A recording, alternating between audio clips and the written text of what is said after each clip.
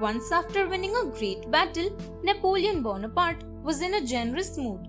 He asked his 4 officers to ask for anything, and he promised to give it. His German officer asked for a bungalow in Paris. The French officer asked to own a hotel. His Pole officer asked for a brewery. "Done," said the emperor. "I will fulfill your desires." Then he asked the desire of his 4th officer, who was a Jew. He asked for a fortnight's leave. The emperor told that his leave began from the next day. His colleagues were surprised. They asked him why he had asked for so little. The Jew replied that the emperor was a busy man. He would order his secretary, who was a busy man too, to fulfill the promises.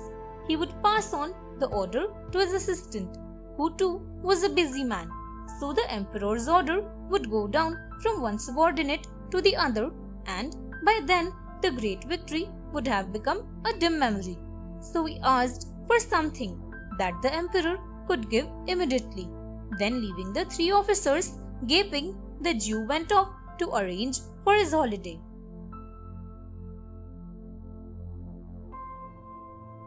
The sun goddess of Korea, Korea. Byun-soon, Dail-soon and Hae-soon were 3 sisters. One day a tiger came to their house. The girls were frightened to see the tiger. They ran out of the back door and climbed up a tree. When the tiger began to climb up the tree, the sisters prayed to the god to save them. Their prayers were answered. An iron chain descended from the skies, and the sisters climbed up to safety. They lived happily in the land of the gods. In due time, Byun-soon was transformed into a star, Dail-soon into the moon, and Hae-soon into the sun. When Hae-soon set out across the skies on her first day out as the sun, people on earth came out of their homes to stare at her.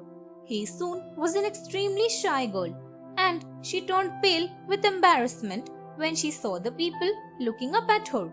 The more they stared, the brighter she became, till she became so bright that the people were blinded by her radiance and could no longer look up.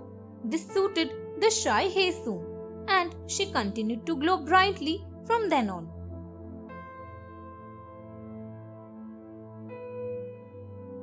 Double Trouble, Indonesia. Once there lived a man named Jamal with his wife Fatima. One day Fatima asked her husband to dig the patch of land outside their hut to plant some vegetables. Jamal agreed. He took a spade and started digging. The spade suddenly struck a metal. Jamal excitedly scraped away the mud and saw a big cooking pot. As Jamal leaned over, his pouch of tobacco fell into it. Jamal bent to retrieve it and was surprised to see 2 pouches. "Come quickly," he called to Fatima. "Look what I have found." Fatima was excited. She put some coins in 4 or 5 times. Soon there was a tidy pile of money. She stooped to collect the coins, lost her balance, and fell inside the pot. Soon there were 2 Fatimas, a complete mirror image of each other. Jamal stood confused for a moment and then jumped into the pot. Soon there were 2 Jamals.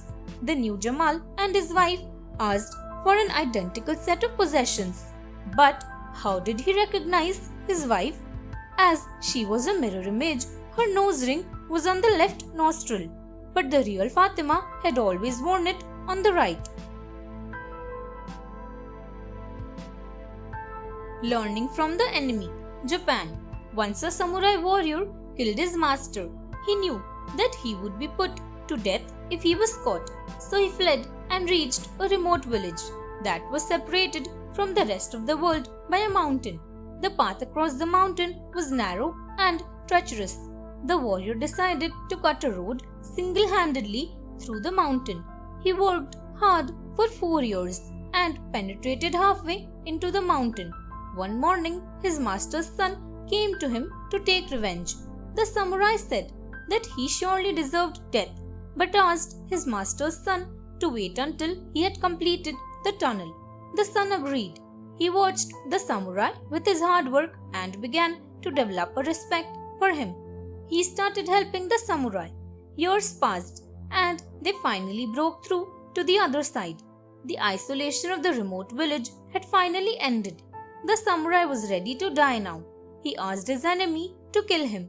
The master's son said that the samurai was his enemy earlier, but now he had learnt much from him in the last few years, so he could not kill his teacher and went away. Thanks for watching. Do like, share, subscribe to Sahil Book House.